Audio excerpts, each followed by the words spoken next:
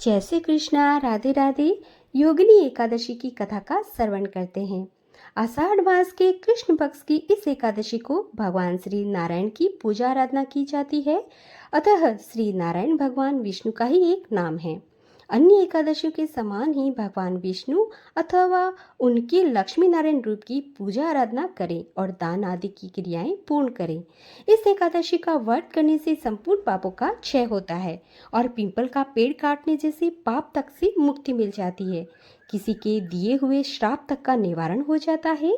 योगिनी एकादशी का व्रत करने से इस व्रत को करने वाला इस लोक में सभी सुखों को भोग कर अंत में मोक्ष को प्राप्त कर हरि चरणों में निवास का प्राप्त करता है, ऐसा शास्त्रों में कथन है। धर्मराज युधिष्ठिर ने कहा, हे वासुदेव, मैंने ज्येष्ठ शुक्ला एकादशी के व्रत का महात्म्य सुना। अब आप कृपया करके आषाढ़ कृष्ण एकादशी का नाम तथा उसका माध्यम का वर्णन कीजिए। श्री भगवान कृष्ण कहने लगे, हे राजन, आषाढ़ कृष्ण एकादशी का नाम योगिनी है। इसके व्रत से समस्त पाप नष्ट हो जाते हैं। इस लोक में भोग और परलोक से मुक्ति देने वाली है। यह तीनों लोकों में प्रसिद्ध है। मैं तुमसे पुराणों में वर्णन की हुई कथा कहता हूँ, सो तुम ध्यानपूर्वक सुनो। स्वर्ग धाम में इंद्र की अलकापुरी नामक नगरी में राजा कुबेर प्रतिदिन शिव की आराधना किया करता था। हेम नाम का एक माली पूजन के लिए उसके यहाँ पुष्प लाया करता था। उसकी विशालाक्षी नाम की एक अत्यंत ही सुंदर स्त्री थी। एक दिन वह मानसरोवर से पुष्प तो ले आया, परंतु कामाशक्त होने के कारण वह अपनी स्त्री में रमण करने लगा और दोपहर तक पुष्प लेकर राजा के पास नहीं पहुंचा। उधर राजा उसकी राह देखता रहा। अंत में उसने अपने सेवकों को आज्ञा दी कि तुम लोग जाकर हेममाली के न आने का कारण बताओ। सेवकों ने पता लगाकर राजा से कहा कि महाराज, माली तो अत्यंत ही कामी है, अभी तक अपनी स्त्री के अंदर रमण कर रहा है। यह सुनकर कुबेर ने क्रोधित होकर उसे बुलाया। हेममाली राजा के भय से कांपता हुआ उपस्थित हुआ। राजा कुबेर क्रोध के मारे कांपते हुए कहने लगा, अरे पापी, नीच, कामी, तूने मेरे परम पूजनीय ईश्वरों के ईश्वर श्री शिवजी महाराज का अनादर किया है। इसलिए मैं तुमको श्राप देता हूँ कि तू स्त्री वियोग सहेगा और मृत्यु लोक में जाकर कोढ़ी होगा। कुबेर के श्राप के प्रभाव से हेममाली उसी क्षण स्वर्ग से पृथ्वी पर गिर गया। भूतल पर आते ही उसे श्वेत कोट लग गया। उसकी स्त्री भी उसी समय अंतर्ध्यान हो गई। मृत्यु लोक में आकर उसने अनेक दुख भोगे। भयानक जंगल में जाकर बिना अन्न और पानी से भटकता रहा। रात्रि को निंद्रा भी नहीं आती थी, परंतु शिव की पूजा के प्रभाव से उसको पिछले जन्म की स्मृति का ज्ञान अवश्य रहा। घूमते घूमते एक बार वह मार्कंडेय ऋषि के आश्रम में पहुंच गया, जो अत्यंत व्रत और तपवान थे। हेममाली वहां जाकर उनके चरणों में गिर गया। उसको देखकर मार्कंडेय ऋषि बोले, तूने ऐसा कौन सा पाप किया है जिसके प्रभाव से तू कोढ़ी होने का महान दुख भोग रहा है? हेममाली कहने लगा, मैं राजा कुबेर का सेवक हेममाली हूँ। मैं राजा की पूजा के लिए नित्य प्रति पुष्प लाया करता था। एक दिन मुझे अपनी स्त्री के साथ विहार करते देर हो गई और दोपहर तक पुष्प लेकर नहीं पहुंच सका, तो उन्होंने मुझे श्राप दे दिया कि तुझे स्त्री का वियोग होगा और मृत्यु लोक में जाकर कोढ़ी बनकर दुख भोगेगा। इस श्राप से ही मैं कोढ़ी होकर अत्यंत दुख भोग रहा हूँ। अतः आप कोई ऐसा उपाय बताइए जिससे मेरा यह दुख दूर हो जाए। इस पर मार्कंडेय ऋषि बोले, तूने मेरे सम्मुख सत्य वचन कहे हैं, इसलिए मैं तेरे उद्धार के लिए एक व्रत बताता हूँ। यदि तू आषाढ़ मास के कृष्ण पक्ष की योगिनी एकादशी का व्रत विधि पूर्वक करेगा तो तेरे सभी पाप नष्ट हो जाएंगे। यह सुनकर हेममाली ने अत्यंत प्रसन्न होकर मुनि को साष्टांग प्रणाम किया।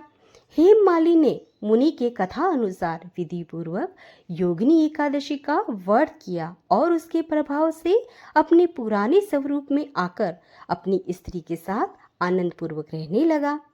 भगवान श्री कृष्ण बोले, हे राजन, यह योगिनी एकादशी का व्रत 88,000 ब्राह्मणों को भोजन कराने के बराबर फल देता है। इसके व्रत से समस्त पाप दूर हो जाते हैं और अंत में स्वर्ग की प्राप्ति होती है। तो भक्तों, यहाँ एकादशी की कथा का समापन होता है। इस दिन फलाहार में मिश्री का श्रृंगार लेना चाहिए। तरल तरल पदार्थ मिश्री का प्रयोग दूध व दूध की मिठाई व फल आदि व्रत में ले सकते हैं। हरे कृष्णा। श्री कृष्ण गोविंदे हरे मुरारे, हे नाथ नारायण वासुदेवा।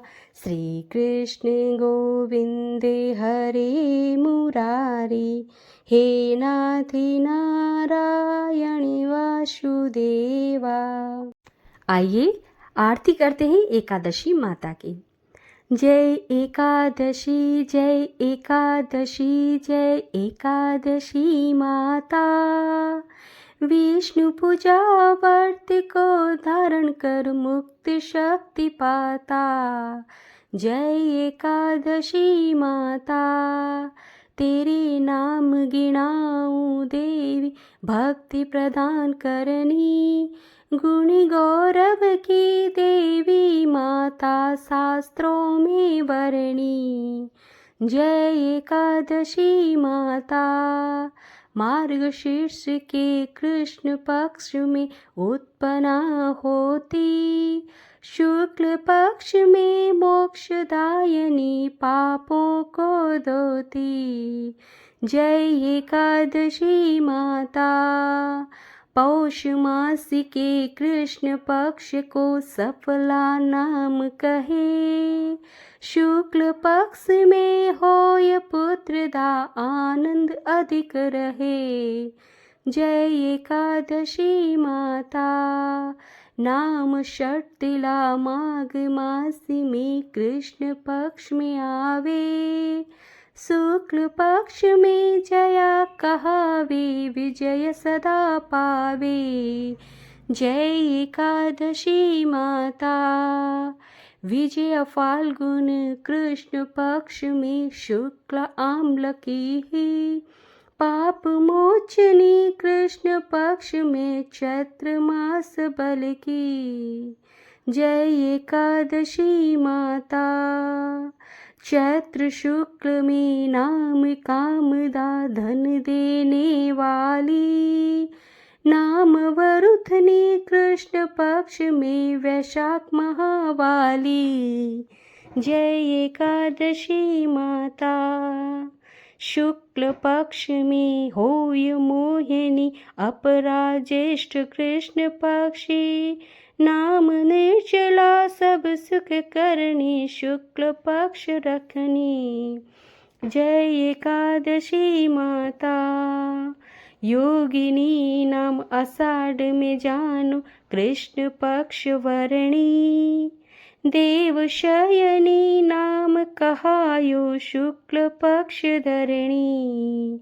जय एकादशी माता, कामी का श्रावण मास में आवे, कृष्ण पक्ष कहिए। श्रावण शुक्ल होय पुत्रदा, आनंद से रहिए।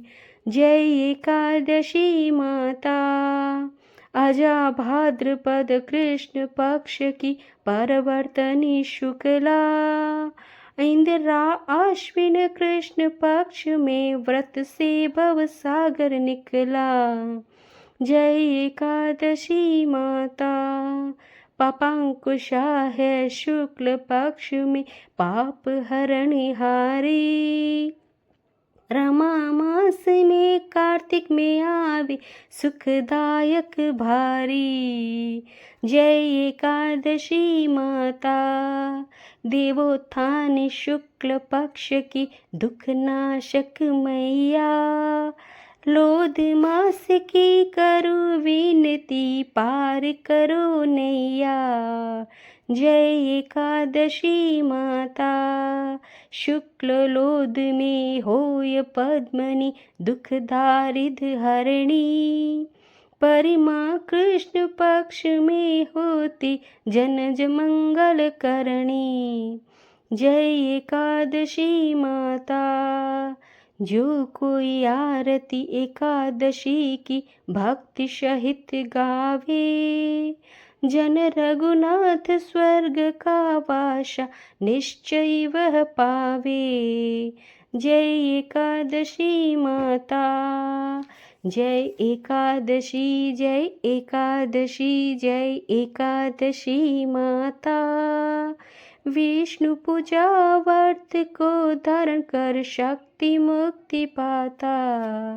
जय एकादशी माता। आप सभी को एकादशी की हार्दिक शुभकामनाएं। जय श्री कृष्णा, राधे राधे।